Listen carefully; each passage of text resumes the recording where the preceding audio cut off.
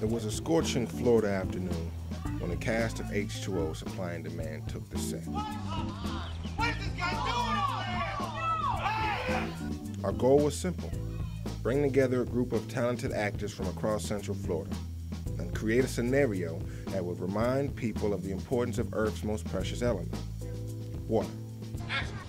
Come on! Hey, let us in! But in order to do this, it required a disaster.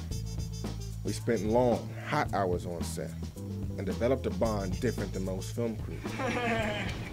A family almost. We shared a passion for filmmaking that Hollywood actors wish they could relive, and a vision that would lead us onto the red carpet.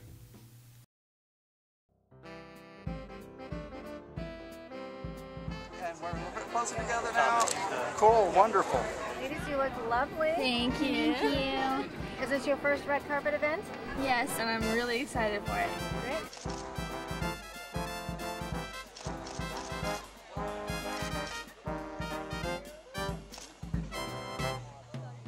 Flashing lights, stylish dress, cameras galore, Well, thank you very much.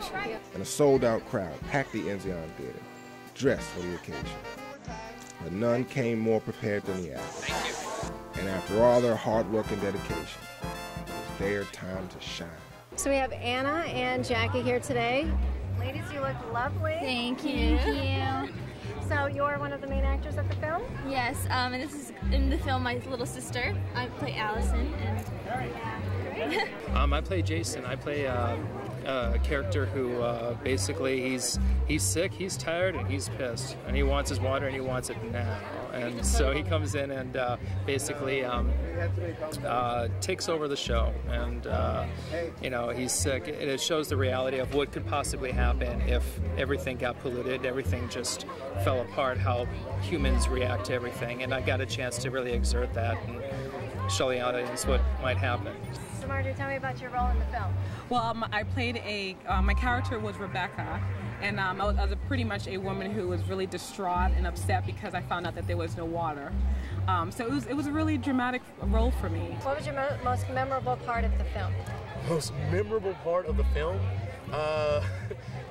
As you said, it's a very tense film, and some of the actors, we have a great cast. Some of the actors are very intense themselves because this is a very heated, heart-thumping type drive throughout the entire film. And I have to go toe-to-toe with a couple of actors for some scenes here and there. And of course, we're always acting, but sometimes you wonder if they can hold themselves back. They're getting so pumped up, and you know that you're supposedly getting to an altercation. So it was really getting lost in the moments, I would say, was the best part of this film. Being able to really live it and feel the adrenaline rush of the moments. Being outside with the heat and not being uncomfortable and really putting you in the element like that. I remember the part where the camera was just getting shots of the crowd, you know, all their angry reactions, and the camera was not on me. So I was just laying down on the ground, just kind of provoking them to anger, you know, just like, hello, you know, and they're all screaming and yelling at the camera, and I thought that was funny. So you had some good times. Yeah, it was great fun. Oh, it was phenomenal. It was just extremely thrilling. I was just so fortunate to be a part of the project. So I had a great time. That's great. Yeah. It was a lot of fun. It was like awesome because he's like kid friendly and everything. So it was a lot of fun and everything. I was sick for about 5 days afterwards because you know, I put myself a little too much into it, but I just drank some water and I was fine. And what do you think people will enjoy most about this film? I think they would enjoy the message behind it and what Bryan wants to basically get out there. And I can't really say too much since I didn't really see the ending of it. But it's pretty much just a watch and see. I don't know. I think there's some comedy to it. At least from what I've been hearing, it's pretty funny at times. So I don't know. I'm looking forward to it. I haven't seen it yet, so I'm extremely excited to see it. This is the very first time I've seen it, so I'm a little nervous about it. But I know that Bryan, he's really good at what he does, and puts his heart and soul into everything. It's sort of the whole cast and crew, so I have no doubt everything will shine through pretty well today. So. I haven't seen the movie at all, so I'm really excited. All right, well, congratulations on your first red carpet event, Yep. and we're looking forward to seeing the movie. Yes, we're looking forward to seeing you in it. Thank you. Thank you very much. The premiere also brought out some very special guests, including WFTV News anchor and co-star of the film, Vanessa Eccles. Even the mayor's aide, Brenda March, came along with a special message. What is that? It's a letter from Mayor Dyer congratulating Bryan Boykins on his premiere of H2O. And while everybody made their way down the red carpet, so did I. Good. So nice to have you here. Right. Are you excited about this? I'm very excited. Yes. I'm looking around. There's a lot of people here. Oh, Everybody got dressed up. Everybody looks nice. We got a great movie here, so I'm excited to show people what we got. We got something real nice today. Yes, I've been hearing a lot of good things about your film. It's very intense, a little controversial. Yes, a lot of villains and that it is. Everything that makes a film exciting and fun. Right. Yes. What was your inspiration for this film? Well, I was having a conversation with a guy, and we decided to. He asked me a question. He asked me what would we do if there was no more water left, and from that, I thought of an event that would compromise our ability to have safe drinking water. And so because of that, that's when we decided, when the oil spill happened, we decided we're going to put that together and make this event that compromises our ability to drink water. So. Wow. It's brilliant. I'm sure people are going to love it. Yeah, I know. So I'm ready to go in. Yeah. All right, let's get started. All right. We have a great cast here. Thank you. All right, Bryan. A hard work and dedication had paid off.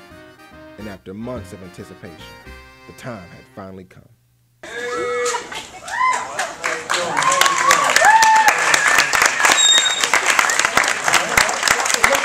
It's finally come to premiere your film. How you feel? I feel good. I want to tell everybody thank you guys for coming out tonight. We start off. Everybody's all dressed up. Everybody look nice. I didn't get to see everybody, but I will catch everybody afterwards, so we'll be here for a while. But anyway, I just want to thank everybody for coming out. Today, we got a great movie here. I want to show you. It's a project that we worked on. These talented actors down here, we all put our effort into it, and we got a great piece and a great show planned for you tonight. Well, with no further delay, why don't we watch that film, H2O, Supply and Demand.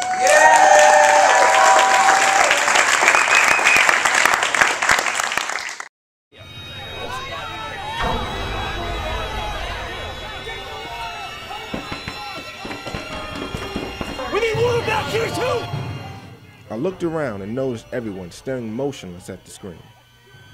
I didn't know what to think, but as it came to an end, an unexpected reaction.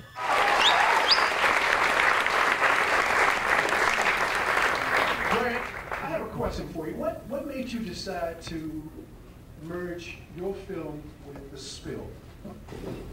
Well, what happened was a friend of mine asked me, we were having a conversation about taking things for granted.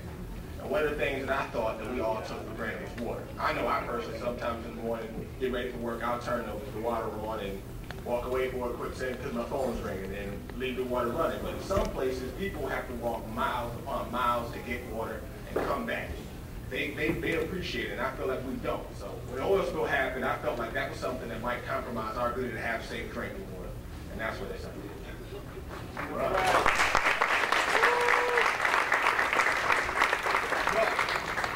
Also, the actors have a lot that they want to say. So with that, I want to show you another piece we got here, the making of H2O.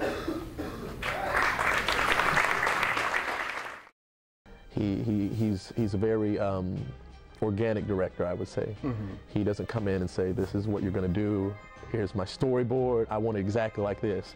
He allows the actors to collaborate with him. So it's more of a communion than it is a director giving direction and this is exactly what I want. And what actor doesn't like that? Is that what, drew you to this film, or? I just want to work with Bryan, what? Come on, just spit in my mouth! Please!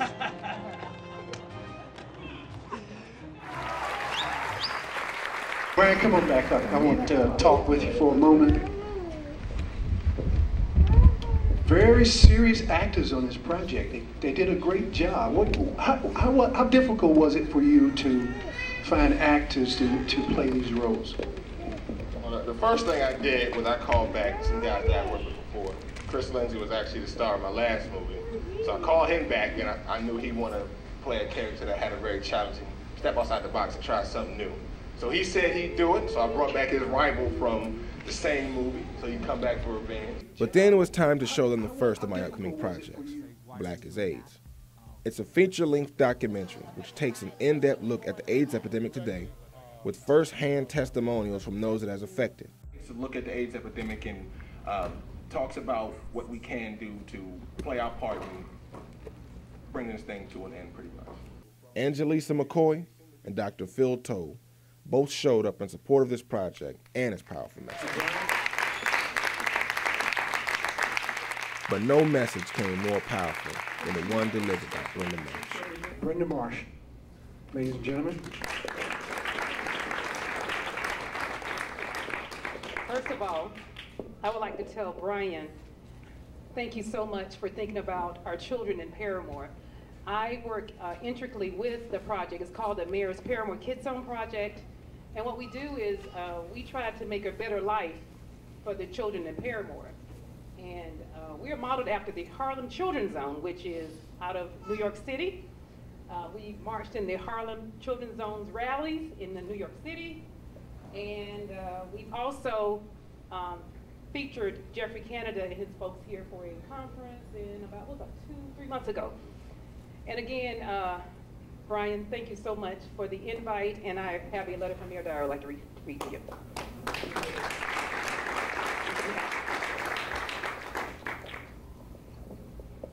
Dear Mr. Boykins, congratulations on your film premiere at the Enzian Theater. As both the writer and director of H2O, Supply and Demand, I can only imagine how proud and excited you must feel to unveil your creation to the public.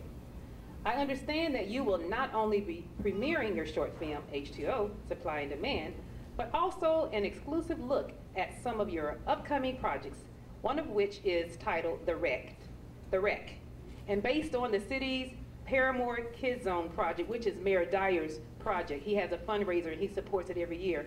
And Bryan was my special guest at the function. I appreciate you coming.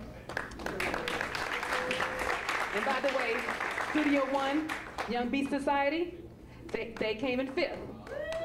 They came in 5th. And they were also a part of the production. Since it was launched in 2006, PKZ has opened doors of opportunity to more than 2,000 Paramore youth. As a direct result of PKZ, the youth of Paramore are growing up stronger, healthier, and well-educated. We are exceptionally proud of the Paramore Kids Zone and appreciate your positive focus on the project and its results. Again, I commend you on your red carpet VIP film premiere. I support your goal as a filmmaker and your mission to promote the good things happening in the city. I wish you all the best and hope that these films are a huge success. Sincerely, Buddy Dyer, Mayor, City of Orlando.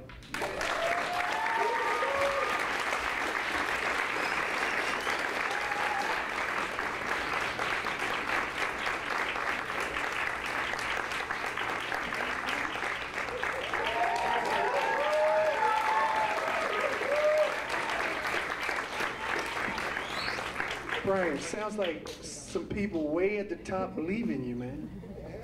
What do you think? So, what do you have to say about that? Well, again, I don't know much of what to say. I mean, I didn't see this coming. I didn't read it as the first time I've ever heard it. Just so y'all know, it's the first time I've ever heard this, and it really means a lot. It really means a lot.